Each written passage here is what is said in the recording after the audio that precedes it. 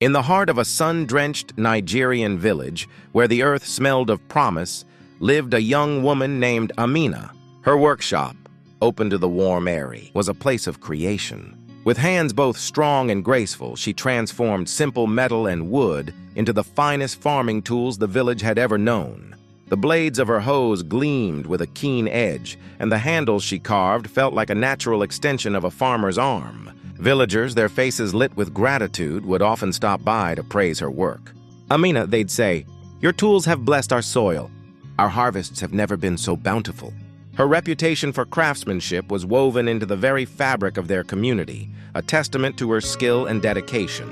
However, not all hearts celebrated Amina's success. From the bustling shadows of the market, two pairs of eyes watched her with a growing, bitter envy.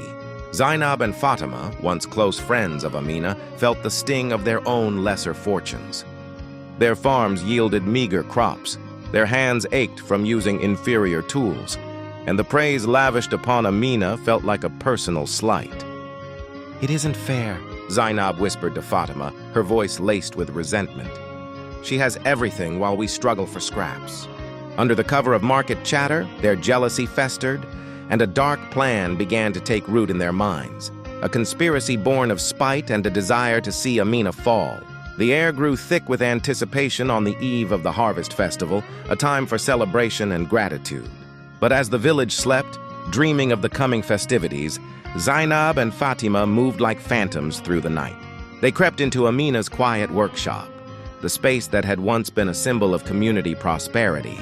In a flurry of destructive rage, they enacted their cruel plan. They struck the gleaming blades against stone, blunting their perfect edges until they were useless. They snapped the sturdy hand-carved handles, splintering the wood that Amina had so carefully shaped. At dawn, when the first light touched the village, Amina walked into a scene of utter devastation. The tools, her livelihood and the village's pride, lay in ruins. Her heart shattered with the broken wood and blunted metal. The sound of Amina's grief brought the village elder to her workshop. His wise eyes surveyed the wreckage, a deep sadness etched onto his face. As he knelt to inspect a broken handle, a glint of color caught his eye. Partially hidden in the dust was a single distinctive bead, its pattern unique and familiar. He recognized it instantly from the necklace Fatima always wore. The elder summoned the two friends before him, his presence radiating an authority that could not be denied. Holding up the small bead, he looked from Zainab to Fatima, his gaze piercing their thin facade of innocence. Overwhelmed by guilt and the elder's unyielding stare, they confessed their crime. The verdict was swift and severe.